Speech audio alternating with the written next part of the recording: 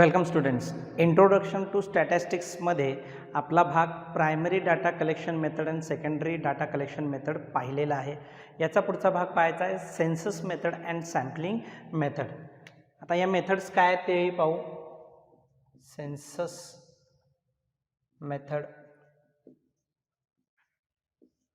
Okay पहा, आणि एक सॅम्पलिंग मेथड एक आपल्याला पाहायचा आहे. डाटा कलेक्शन करायचा आहे ना आपल्याला. मग हा डाटा कलेक्ट करत असताना प्रायमरी मेथड आणि सेकंडरी मेथड दिलेले आहे. आता त्याच्यामध्ये कोणती टेक्निक आपल्याला वापरायचं आहे? एक सेन्सस मेथड आणि दुसरी आहे सॅम्पलिंग मेथड. याच्यामधला पहिला भाग मी तुम्हाला सांगतोय सेन्सस मेथड. पहा,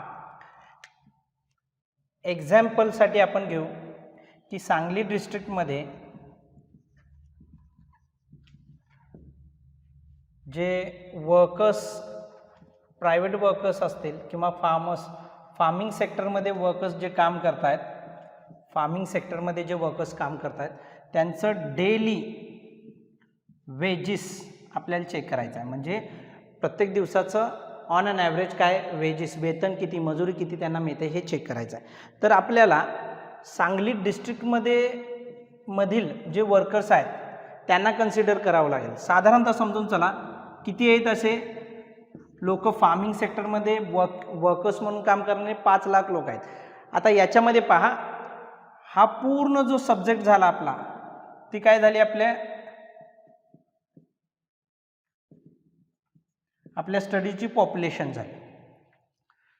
कोल्हापूर डिस्ट्रिक्टमधील हा जे वर्कर्स असतील फार्मिंग सेक्टरमध्ये तो आपल्या अभ्यासाचा भाग असणार नाही आहे, किंवा सातारा डिस्ट्रिक्टमध्ये असणारे जे वर्कर्स आहेत फार्मिंग सेक्टरमध्ये तो आपला विषयाचा भाग असणार नाही आहे. तर आपला विषयाचा भाग काय आहे? पूर्ण पॉप्युलेशन, की सांगली डिस्ट्रिक्टमध्ये जे वर्कर्स आहेत ते किती आहेत संख्या, फार्मिंग सेक्टरमध्ये काम करणारे 5 लाख लोक आहेत. आता प्रत्येक व्यक्तीकडे जाऊन जर इन्फॉर्मेशन, प्रत्येक व्यक्तीकडून आपण इन्फॉर्मेशन कलेक्ट केली तर तिला काय म्हटलं जातं बघा? सेन्सस मेथड म्हटलं जातं. कोणती मेथड म्हटली जाते? सेन्सस मेथड म्हटली जाते. याच्यामध्ये प्रत्येक व्यक्तीचा आपण ॲप्रोच, प्रत्येक व्यक्तीला मिळणारं जे काय वेतन आहे त्याची माहिती आपण घेणार आहोत. म्हणजेच पूर्ण पॉप्युलेशनचा आपण अभ्यास करणार आहोत. याच्यामध्ये कोणती टेक्निक झाली? Census technique. आलं लक्षात? त्याच पद्धतीनं अनेक एक्झाम्पल देतो, तुमच्या लक्षात येईल की साधारणतः की महाराष्ट्र स्टेटमध्ये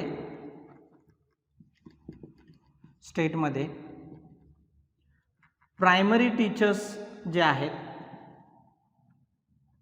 त्यांची इकॉनॉमिक कंडिशनचा आपल्याला अभ्यास करायचा आहे.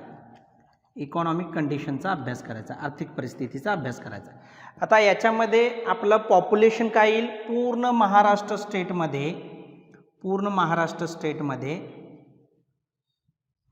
स्टेटमध्ये जे प्रायमरी टीचर्स असतील तो आपल्या अभ्यासाचा भाग येईल.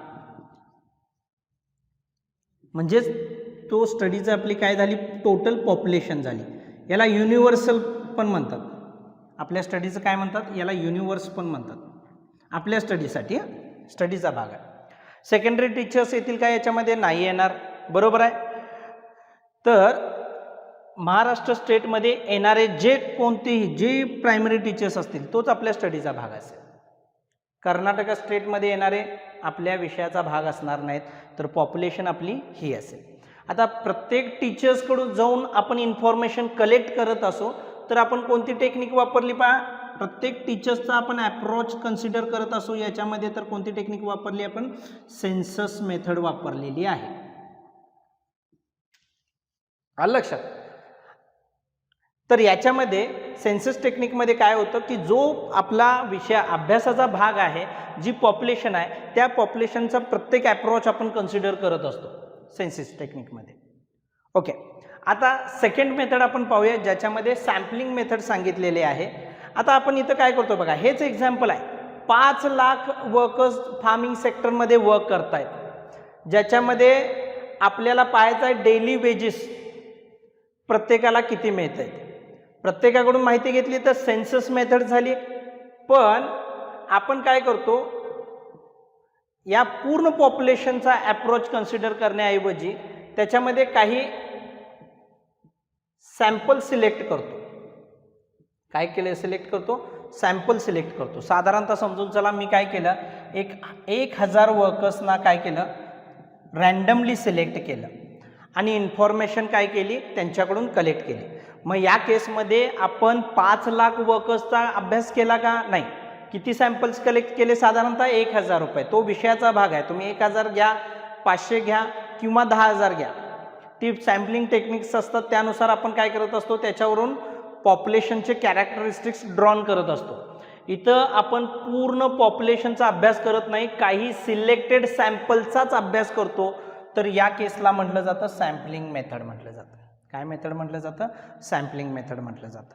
त्याच पद्धतीनं महाराष्ट्र स्टेटमध्ये जे प्रायमरी टीचर्स आहेत, त्याच पॉप्युलेशनचा भाग किंवा आपलं जे युनिवर्स आहे, सेन्सस मेथडमध्ये आपण काय केलेलं होतं, प्रत्येक टीचर्सकडून इकॉनॉमिक कंडिशन त्यांची काय आहे ती माहिती करून घेतलेली होती. पण इथं आपण काय करत आहोत सांगा बघ्या, काही सॅम्पल सिलेक्ट केले आणि हे सिलेक्ट करत असताना आम्ही डिस्ट्रिक्ट वाईज सिलेक्ट केले. सर्वांचा आम्ही अभ्यास केला नाही, काही सॅम्पलच त्यातले पाहिले आणि त्याच्यावरून इन्फरन्सेस ड्रॉन केले, अर्थ लावला. पॉप्युलेशनचे कॅरेक्टरिस्टिक्स नेमके काय असतील, इकॉनॉमिक कंडिशन काय असेल, ही काही सॅम्पलवरून आम्ही पूर्ण पॉप्युलेशनला काय केलं, ॲप्लाय केलं. तर याला आपण म्हणणार आहोत सॅम्पलिंग टेक्निक म्हणणार आहोत. तर दोन्हीमधला फरक समजलं. सेन्सस मेथडमध्ये काय करतो आपण, जो स्टडीचा भाग आहे त्या पूर्ण पॉप्युलेशनला आपण स्टडी करतो, त्यांच्याकडून इन्फॉर्मेशन कलेक्ट करतो. आणि सॅम्पलिंग मेथडमध्ये आपण काय करतो, जो पॉप्युलेशन आहे आपल्या स्टडीची त्याच्यामध्ये आपण काहीच सिलेक्टेड सॅम्पल रँडमली सिलेक्ट करतो आणि आपण इन्फरन्सेस ड्रॉन करत असतो. तर याच्यामध्ये पहा, सेन्सस मेथडमध्ये प्रत्येक व्यक्तीकडून इन्फॉर्मेशन आपण कलेक्ट करत असल्यामुळं याच्यामध्ये ही टाईम कन्झ्युमिंग मेथड आहे. काय आहे, टाईम कन्झ्युमिंग मेथड आहे. परत कॉस्टली मेथड पण आहे, कारण की याच्यामध्ये काय करावं लागतं आपल्याला, टाईम जास्त जाणारा म्हणजे आपलं कॉस्ट देखील काय होणार आहे, जास्त तिथं जाणार आहे. प्लस याच्यामध्ये मिळालेली इन्फॉर्मेशन काय असू शकते, आपल्याला रिलायबल असू शकते. ज्या ठिकाणी रिलायबल म्हणजे ट्रूथ इन्फॉर्मेशन असणार आहे, प्रत्येक व्यक्तीकडून इन्फॉर्मेशन घेतल्यामुळे, बरोबर आहे. तर सॅम्पलिंग टेक्निकमध्ये काय ॲडव्हान्टेजेस येणार आहेत, सॅम्पलिंग मेथडचे काय ॲडव्हान्टेजेस असणार आहेत तेही चेक करू आपण. एक, कॉस्ट सेविंग आहे ही मेथड. तर 5 लाख लोकांकडून इन्फॉर्मेशन घ्यायचं म्हणल्यानंतर काय होईल, आपल्याला पैसे देखील जास्त खर्च करावे लागतील. पण त्यातील काही सॅम्पल मी सिलेक्ट केले तर काय असेल सांगा बघूया, माझी कॉस्ट ही सेव्ह होणार आहे. ही टाईम सेविंग पण मेथड आहे, याच्यामध्ये वेळेची खूप बचत होते. 5 लाख व्यक्तींकडून जर इन्फॉर्मेशन कलेक्ट करत बसलो असतो तर काय झालं असतं, टाईम भरपूर गेला असता त्याच्यामध्ये. पण जिथं आपल्याला रिझल्ट्स लवकरात लवकर हवे आहेत अशा केसमध्ये सॅम्पलिंग मेथड खूप महत्त्वाची आहे. आता याच्यामध्ये ही देखील रिलायबल इन्फॉर्मेशन आहे, याच्याद्वारे कलेक्ट केलेली जी इन्फॉर्मेशन आहे, पण याच्यामध्ये देखील रिलायबिलिटी आहे. बघा का रिलायबिलिटी आहे, की सॅम्पलिंग टेक्निकद्वारे जे आपण सॅम्पलिंग मेथडमध्ये वेगवेगळ्या टेक्निक्स दिलेले आहेत की डिटेलली इन्फॉर्मेशन कशी कलेक्ट करायची आहे. कारण 5 लाख हे जे वर्कर्स आहेत त्यांना, त्याच्यातील 1000 वर्कर्सना आपण सिलेक्ट करणार आहे आणि त्यातून जे मिळालेले रिझल्ट्स आहेत ते पूर्ण होल पॉप्युलेशनला आपण ॲप्लाय करणार आहोत. तर ते सिलेक्ट करत असताना सॅम्पलिंगच्या काही ज्या टेक्निक्स आहेत त्या टेक्निक्स काय केल्या जातात, फॉलो केले जातात आणि डिटेलली इन्फॉर्मेशन काय केली जाते, प्रेझेंट केली जाते. त्यामुळं सॅम्पलिंग मेथडद्वारे जी काय आपण टेक्निक वापरू तर इन्फॉर्मेशन काय प्रेझेंट केली जाते, त्याच्यामध्ये रिलायबल इन्फॉर्मेशन प्रेझेंट केली जाते. तसंच याच्यामध्ये आणखीन एक माहिती आहे, इन सम केसेस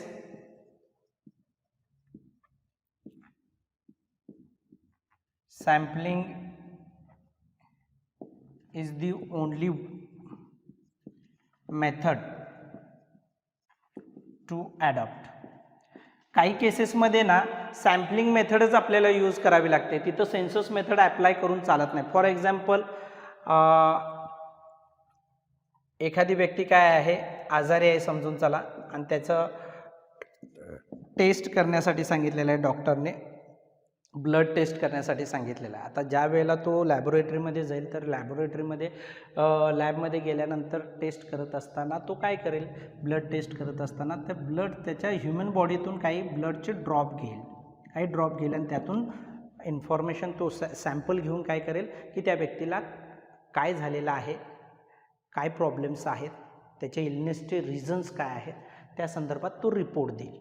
मग आता तुम्ही मला सांगा, ज्या वेळेला ह्युमन बॉडीची टेस्ट, ह्युमन बॉडीमधून ब्लडची टेस्ट घेतली जाणार आहे ती काय घेतली सांगा बघूया, सॅम्पलद्वारेच घेतली.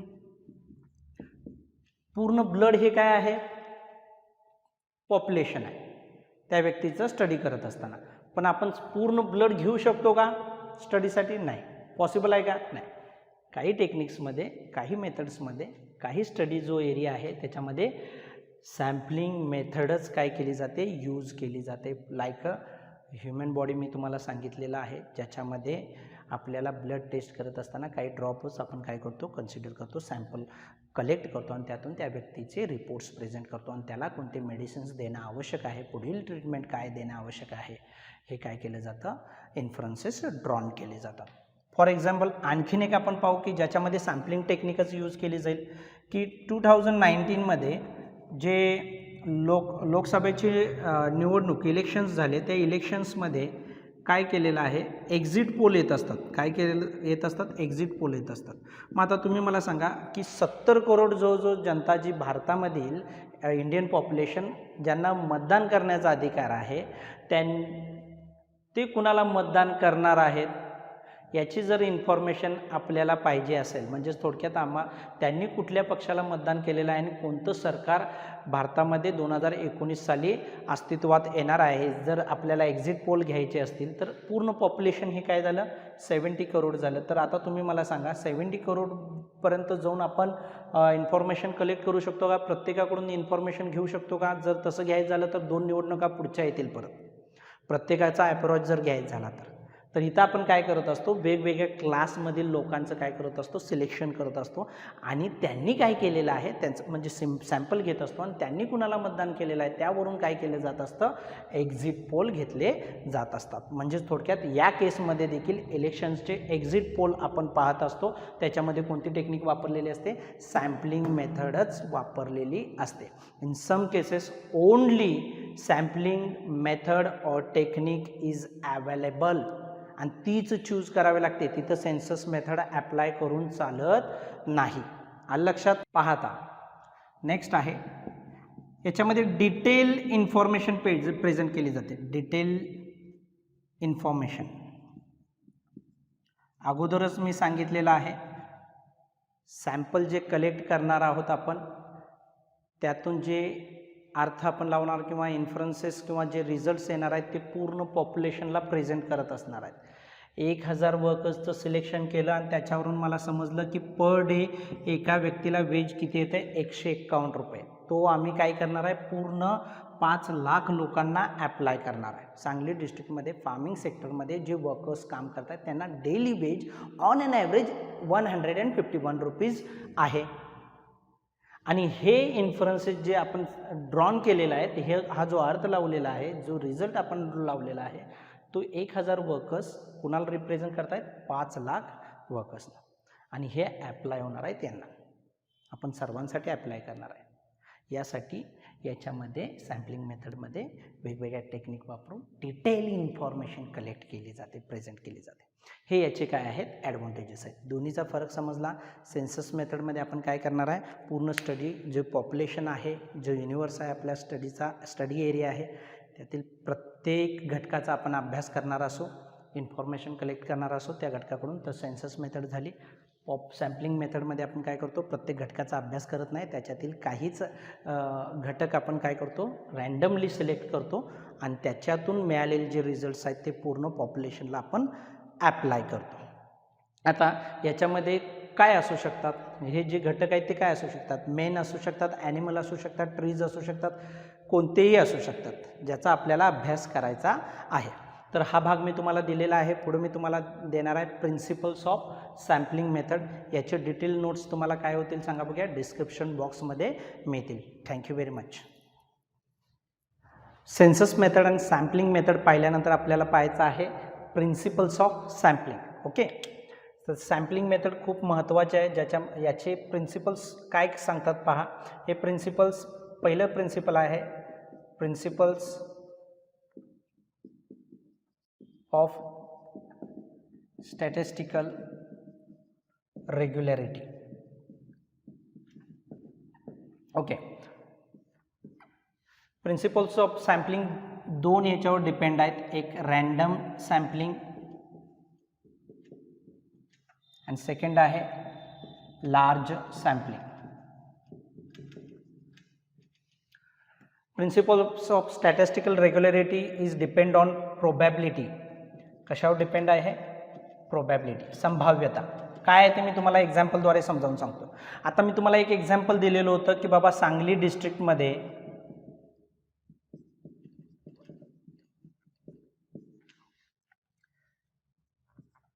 फार्मिंग सेक्टरमध्ये जे वर्कर्स आहेत, सेक्टरमध्ये असणारे जे वर्कर्स आहेत त्यांना डेली वेजेस किती आहेत ते आपल्याला चेक करायचं. तो आपल्या अभ्यासाचा भाग आहे. मासे किती फार्मर्स आहेत मी सांगितलेलं होतं, 5 lakhs. ही आपली पॉप्युलेशन होती पूर्ण, बरोबर आहे. जर पूर्ण फार्मर्सचा जर आपण फार्मर्सकडून त्या वर्कर जे फार्मिंग सेक्टरमध्ये काम करतात त्या वर्कर्सकडून जर इन्फॉर्मेशन घेत असो तर ती झाली सेन्सस मेथड. पण मी तुम्हाला सांगितलेलं होतं मी यातले किती सॅम्पल सिलेक्ट केलेत, 1000 सॅम्पल सिलेक्ट केलेत, बरोबर आहे. आता हे जे 1000 सॅम्पल सिलेक्ट केलेत त्यांची जी माहिती घेतली आपण, तर त्याच्यावरून समजलं ऑन अन ॲव्हरेज आपण काढलं प्रत्येक जो वर्कर आहे त्याला डेली वेजेस 151 रुपीज मिळत आहेत. तर हे 151 आपण काय करणार आहे, पूर्ण पॉप्युलेशनला अप्लाय करणार आहे, बरोबर आहे. मग हा रिझल्ट जर आपण इथं अप्लाय करणार असू तर सॅम्पलिंग टेक्निक काय सांगते पहा, किंवा प्रिन्सिपल्स आम्हाला काय सांगतात की जे सॅम्पल आपण सिलेक्ट करणार आहे ते रॅन्डमली असले पाहिजेत. म्हणजे जी इन्फॉर्मेशन आपण सिलेक्ट करणार आहे, हे जे 5 लाख जे काय वर्कर्स आहेत त्या 5 लाख वर्कर्समधले जे 1000 सॅम्पल सिलेक्ट करणार आहे ते 1000 सॅम्पल सिलेक्ट करत असताना ते कसे सिलेक्ट केले गेले पाहिजेत, रॅन्डमली सिलेक्ट केले गेले पाहिजेत. याचाच अर्थ प्रत्येक वर्कर्सला इक्वल चान्स असला पाहिजे to being selected, equal chance to being selected. म्हणजेच थोडक्यात याच्यामध्ये पर्सनल बायस असता कामा नये. ओके, पर्सनल बायस म्हणजे काय, आपल्याला पाहिजे त्या पद्धतीनं आपण सॅम्पल सिलेक्ट करू आणि आपल्याला पाहिजे तो रिझल्ट आपण प्रेझेंट करू, अशा पद्धतीनं सॅम्पल सिलेक्ट करता कामा नये. प्रत्येक 5 लाखमधल्या 1000 सॅम्पल घेत असताना मी प्रत्येक जी काही वर्कर्स आहेत या पॉप्युलेशनमध्ये त्या प्रत्येकांना सिलेक्ट होण्याचा अधिकार असला पाहिजे. ज्या वेळेला आपण असा इक्वल चान्स असेल या पॉप्युलेशनमधल्या जी काही वर्कर्स असतील, 1000 सॅम्पल मी सिलेक्ट केले तर त्यांना आपण म्हणू कसे सिलेक्ट केले, रॅन्डमली सिलेक्ट केलेले आहेत. ही मेथड काय आहे, ऑब्जेक्टिव्ह मेथड आहे, सब्जेक्टिव्ह नाही आहे. हे प्रिन्सिपल बेस कशावरती आहे, ऑब्जेक्टिव्हवरती, म्हणजे व्यक्ती निरपेक्ष. याच्यामध्ये व्यक्तीचा पर्सनल बायस असता कामा नाही, इक्वल चान्स असणार आहे प्रत्येकाला. त्याच पद्धतीनं मी आणखीन एक एक्झाम्पल देतोय पहा. 100 एक बॉक्स आहे, त्याच्यामध्ये 100 व्हाईट बॉल्स आहेत आणि 100 ब्लॅक बॉल्स आहेत. ओके, तर मला काय करायचं आहे, सॅम्पल सिलेक्ट करायचं आहे. तर सॅम्पल सिलेक्ट करत असताना या प्रत्येक बॉलला इक्वल चान्स असला पाहिजे टू बी सिलेक्टेड. म्हणजेच थोडक्यात ते कसे सिलेक्ट केले गेले पाहिजेत, रॅन्डमली सिलेक्ट केले आपण म्हणून, त्याच्यामध्ये पर्सनल बायस असणार नाही. हे प्रिन्सिपल सांगतात, प्रिन्सिपल्स ऑफ स्टॅटिस्टिकल रेग्युलॅरिटी. ज्या वेळेला सॅम्पल्स आपण रॅन्डमली सिलेक्ट करू त्यावेळेला पॉप्युलेशनचे सर्व कॅरेक्टरिस्टिक्स त्याच्यामध्ये येतात, पॉप्युलेशनचे कॅरेक्टरिस्टिक्स त्याच्यामध्ये प्रेझेंट होतात.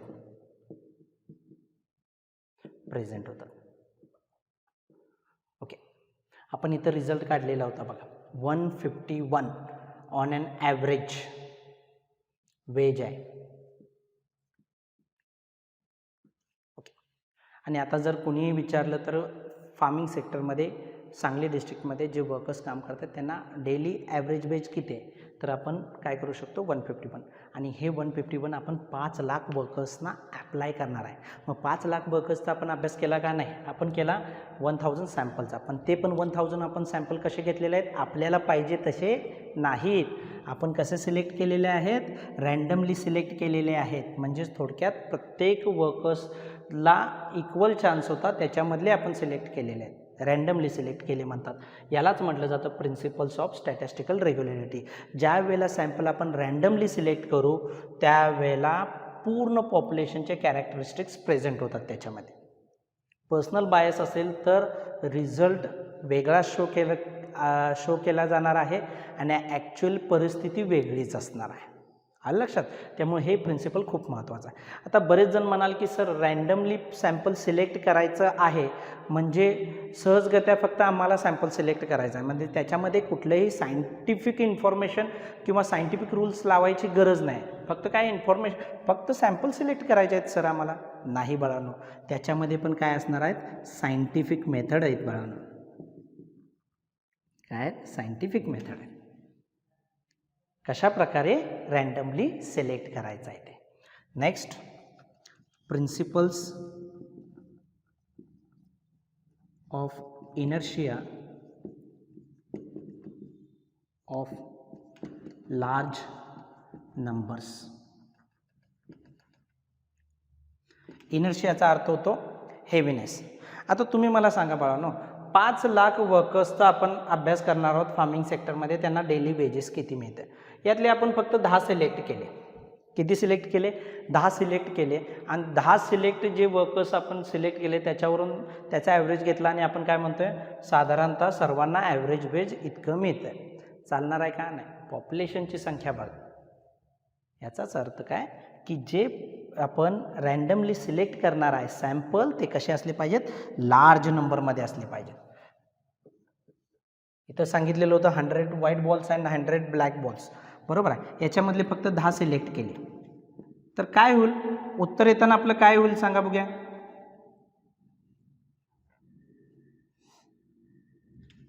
उत्तर येताना काय, एक समजून चला 3 व्हाईट बॉल आले आणि 7 ब्लॅक बॉल आले.